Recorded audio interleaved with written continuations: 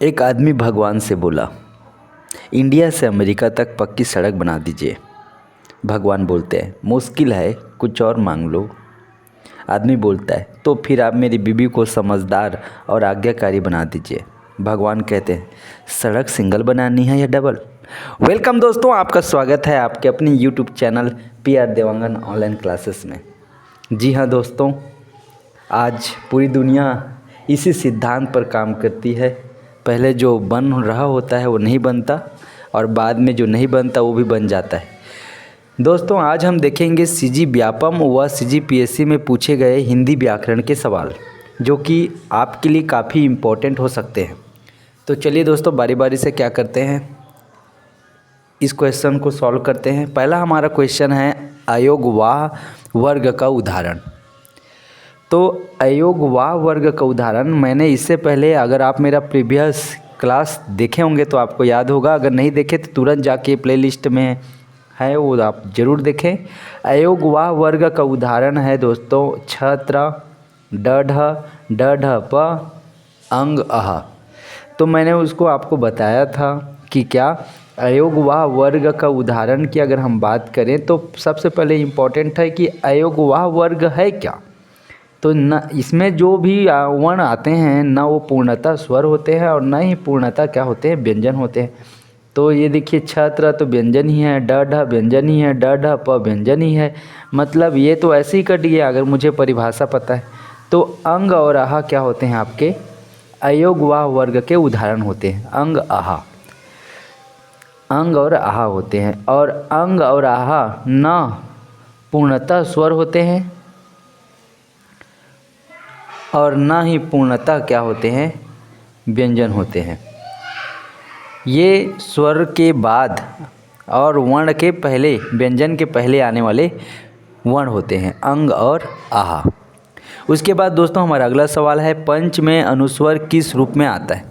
पंच का कहने का मतलब है कि पंच आप जानते होंगे इतने सारे क्या हैं, व्यंजन वर्ड हैं, जो क ख ग घ ण है ना। जैसे क वर्ग ण से ख़त्म हो रहा है। उसके च की अगर बात करो, च छ ज झ ज्ञ ज्ञ, तो इसमें ज्ञ है कहीं, ज्ञ ये हो दोस्तों, तो आपका ये वाला ज्ञ हो जाएगा। जैसे कि कोई भी वर्ड है आपका च के बाद छ के बाद ज के बाद झ के बाद ज्ञ, ये आता है दोस्तों। तो हम ये जान गए कि जो च वर्ग में जो 5 अक्षर है यानी वर्ण है, उनमें लास्ट वर्ड आपका ज्ञ आता है और ऑप्शन में अनुस्वर हमें 5वां वर्ड को ही लेना है। जैसे कि मैंने क्या कहा, क वर्ग कहा, तो क के बाद ख ग घ ड़ में नहीं आ रहा है और हम दूसरे चांस पे हमें ये ज्ञ मिल गया, इसमें तो है नहीं। अणा है क्या, कहीं नहीं दिख रहा है, ना में है, न स में, न द में। तो इसका सही आंसर दोस्तों ब होने वाला है।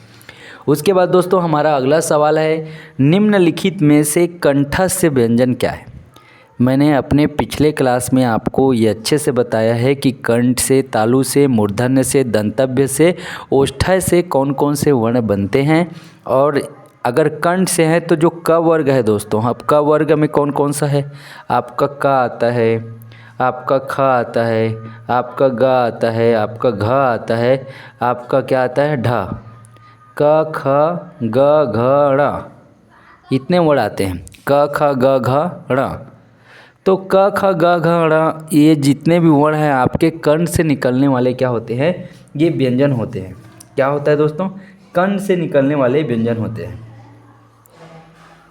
ये सारे क्या होते हैं, कंठ यानी तालु से निकलने वाले वर्ण होते हैं। क ख ग घ ये चारों के चारों क्या होते हैं, ये होते हैं। ण जो होता है अनु, इसको नुनांसिक वर्ड कहते हैं, जो नाक से निकलने वाले वर्ड है दोस्तों, ये नाक से निकलने वाले वर्ड है।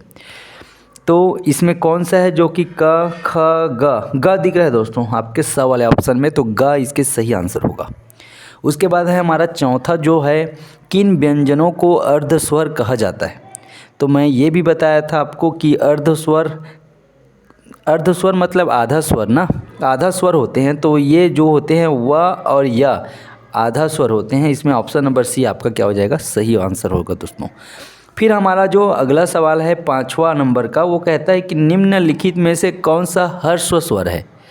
और जैसे कि मैंने स्वर वर्ण पढ़ाते समय एक बात बताया था आपको कि जो ह्रस्व स्वर है ये कहीं ना कहीं उच्चारण के आधार पर अगर हम वर्णों को बांटें, उच्चारण के आधार पर अगर हम वर्णों को बांटते हैं दोस्तों, उच्चारण के आधार पर अगर हम क्या करते हैं,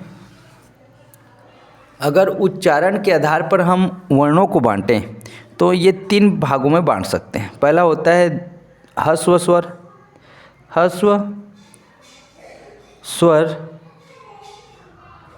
उसके बाद दीर्घ स्वर, उसके बाद क्या आ जाता है दोस्तों आपका लुप्त स्वर, लुप्त स्वर। ये जो ह्रस्व स्वर है वो क्या होता है, ह्रस्व मतलब छोटा वाला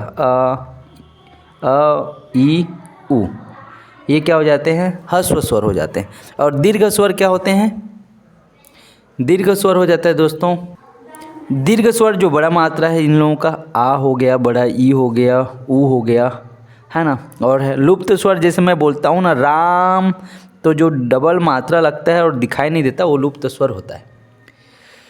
तो इस प्रकार से अगर इसका सही देखें तो आपका ऑप्शन नंबर 1 में है दोस्तों, ये आपका सही आंसर होगा। ह्रस्व स्वर इसमें है, बाकी ए, बड़ा ऊ और आ जो है ये दीर्घ स्वर के क्या है उदाहरण है। ट वर्ग के व्यंजन का अंतिम वर्ण, कभी कभी इस प्रकार के भी क्वेश्चन पूछा जाता है। इतना आसान क्वेश्चन हमसे भी नहीं बनता क्योंकि हम ये नहीं लिखते। ट के बाद ठ, ठ, ट, ठ, ड, ढ, ण, ट, ठ, ड, ढ, ट, ठ, ड, ढ, ट, ठ, ड, ढ, न, ये होता है ना कचट, कचट, ण, ये शायद होना चाहिए दोस्तों। ट ठ, ये ठ है, ट ठ ण ढ ण, ये दोस्तों। तो ये आपका ट वर्ग है, ट वर्ग। और ट वर्ग में क्या आ जाता है अंतिम वर्ण ण आता है दोस्तों, क्या आता है ण। ये ऑप्शन नंबर 3 में है दोस्तों। उसके बाद है संयुक्त व्यंजन, इसके परिभाषा भी हमने देखा था। क्या वो देखा था, संयुक्त व्यंजन क्या है। तो संयुक्त व्यंजन ये होता है जिसमें 2 व्यंजन आपस में मिल जाते हैं, 2 व्यंजन आपस में मिलके एक नए अक्षर या वर्ण का निर्माण करते हैं। और वे वर्ण होते हैं जैसे क तो केवल क है, म में इसमें ये क व्यंजन और म आपका कहने का मतलब क जो व्यंजन है और एक स्वर है अ जो कि दिख नहीं रहा है। तो छ की अगर हम बात करें तो ये क और स से मिलकर बना होता है, क और स से मिलकर बना होता है, इसी का मतलब छ होता है। मतलब ऑप्शन नंबर आपका 3 संयुक्त व्यंजन के लिए सही उत्तर होगा। उसके बाद दोस्तों हमारा अगला सवाल है, निम्नलिखित में ऊष्म व्यंजन है। तो ऊष्म व्यंजन की अगर हम बात करें तो ऊष्म व्यंजन किसे कहते हैं दोस्तों, मैं ये आपको बताया था कि ऊष्मा निकलती है, हवा निकलती है बाहर, जो हवा निकलती है बाहर उसको ऊष्म व्यंजन कहते हैं। और ऊष्म व्यंजन के लिए मैं जो शब्द आपको बताया था शायद आपको याद नहीं तो मैं बता देता हूँ। ये वाला स और ये स और क्या होता है दोस्तों ये वाला स, स और ह, ये तीनों के तीनों, ये चारों के चारों जो वर्ण हैं उस क्या होते हैं ऊष्म व्यंजन के उदाहरण हैं। और ये वाला वर्ण आपके प क ट ये तीनों नहीं है, ये आपका चौथा वाला ऑप्शन सही दोस्तों हाँ।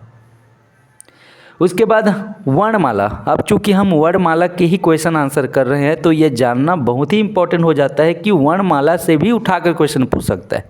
तो वर्णमाला है क्या, वर्णमाला किसे कहते हैं। ऑप्शन नंबर 1 शब्द समूह को, शब्द गणना को, वर्णों के संकलन को, वर्णों के क्रमबद्ध समूह को।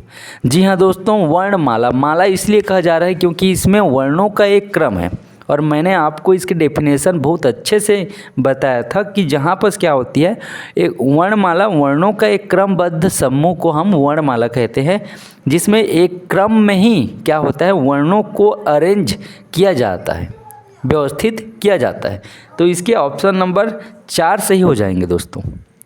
उसके बाद है संयुक्त व्यंजनों की संख्या, कभी कभी ऐसे पूछा जा सकता है। संयुक्त व्यंजन से हमने देखा एक सवाल और ये भी इम्पोर्टेंट हो जाता है संयुक्त व्यंजन होता क्या है। तो संयुक्त व्यंजन आपका होता है छ होता है, एक त्र होता है, एक ज्ञ होता है और एक क्या होता है छ त्र ज्ञ क्षत्रज्ञ स्र स्र, ये क्षत्रज्ञ स्र, ये चारों के चारों आपके क्या होते हैं, संयुक्त व्यंजन होते हैं। क्षत्रज्ञ स्र, क्षत्रज्ञ स्र दोस्तों। तो इसमें इसकी संख्या तो 4 हो गई, संयुक्त व्यंजनों की संख्या कितनी है, 4 है। उसके बाद है ध्वनि। अब ये इम्पोर्टेंट है, इसका ऑप्शन शायद मैं बनाना भूल गया हूँ। ध्वनि किसकी लघुत्तम इकाई है दोस्तों, तो ध्वनि भाषा की लघुत्तम इकाई है। किसकी, इसकी परिभाषा हम देखे हैं कि भाषा की जो लघुत्तम इकाई है तो वह ध्वनि होती है। भाषा की लघुत्तम इकाई क्या होती है, ध्वनि होती है, याद रखिएगा। उसके बाद जैसे कि स्वर क्या है वैसे ही व्यंजन क्या है ये भी पूछ सकते हैं, है ना। व्यंजन की परिभाषा क्या है, दीर्घ स्वर वाले वर्ण व्यंजन कहेंगे क्या, ऐसा तो हमने परिभाषा में पढ़ा ही नहीं।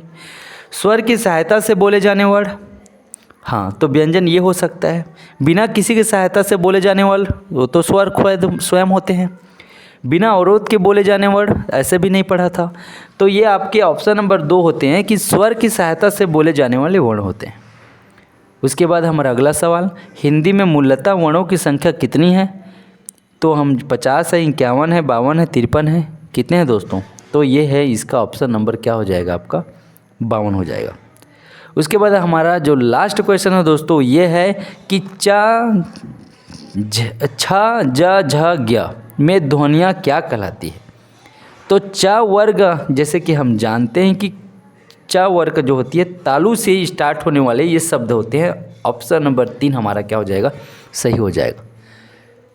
दोस्तों अगर आप CGPSC और CG व्यापम की तैयारी कर रहे हैं तो ये आपके लिए रामबाण सिद्ध हो सकते हैं। धन्यवाद।